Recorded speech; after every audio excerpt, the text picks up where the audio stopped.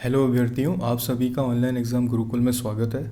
आज हम आपको एक बहुत बड़ी खुशखबरी दे रहे हैं। ख़ास तौर पर ये खुशखबरी जर्नल कैटेगरी के बॉयज़ कैंडिडेट्स के लिए है। जैसा कि आप सभी को ज्ञात होगा कि मार्च 2020 में कोरोना काल की वजह से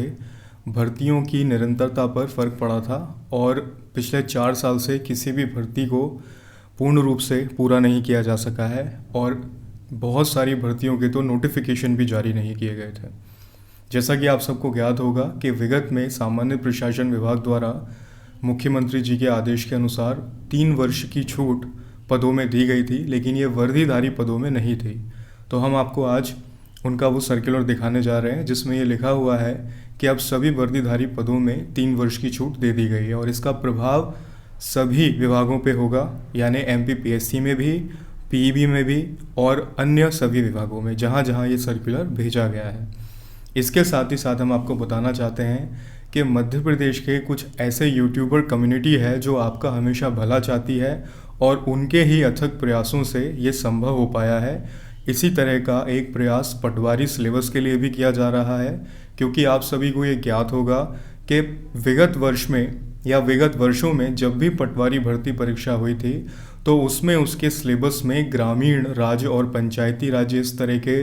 टॉपिक्स थे, इस तरह के विषय थे, लेकिन इस बार उसमें प्रबंधन इस तरह के विषय जोड़ दिए गए हैं जो कि बिल्कुल नए हैं अभ्यर्थियों के लिए और इसको तैयारी करने के लिए उन्हें अपनी पॉकेट से एक्स्ट्रा खर्च भी करना पड़ेगा और उनके ऊपर एक अलग मानसिक दबाव भी होगा,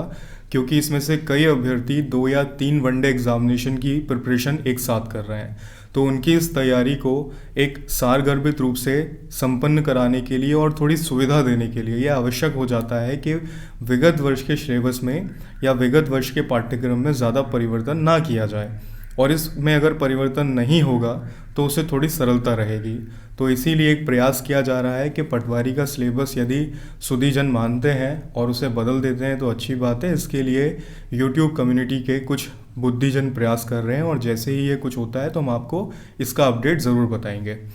देखिए, जैसा कि हमने आपको अपने पिछले वीडियो में बताया था तो उसी तरह से ये 19 तारीख को सरकार ने सामान्य प्रशासन विभाग के द्वारा ये नोटिस जारी कर दिया है, ये सर्कुलर जारी कर दिया है और अभी अभ्यर्थियों ये आपका वो सर्कुलर है जिसके द्वारा आपको 3 वर्ष वर्दीधारी पदों में आयु सीमा में छूट मिली है। देखिए, इसकी भाषा देख लेते हैं इसमें क्या है। इसमें बिंदु क्रमांक 2 में लिखा गया है कि कोविड-19 के कारण विगत 3 वर्षों से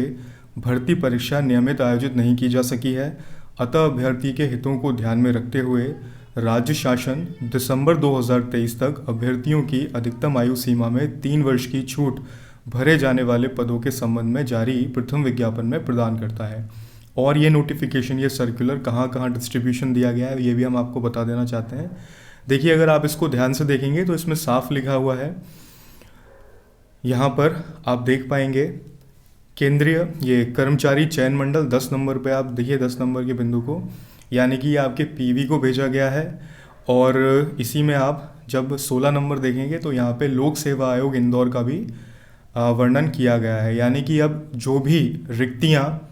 इन सभी विभागों में आएगी जहाँ जहाँ पर ये सर्कुलर भेजा गया है, इन विभागों में अगर कोई भी नियुक्ति आती है या कोई भी भर्ती आती है तो उन सभी में वर्दीधारी पद, जैसे कि आपको याद होगा कि वर्दीधारी पदों में आरक्षक जो आबकारी विभाग का था उसको भी माना गया था, वनारक्षक को भी माना गया था और भी कई ऐसी भर्तियां हैं। MPPSC में भी आप जानते हैं कि डेप्यूटी सुपरिटेंडेंट ऑफ पुलिस की जो भर्ती होती है वो भी एक वर्दीधारी पद है।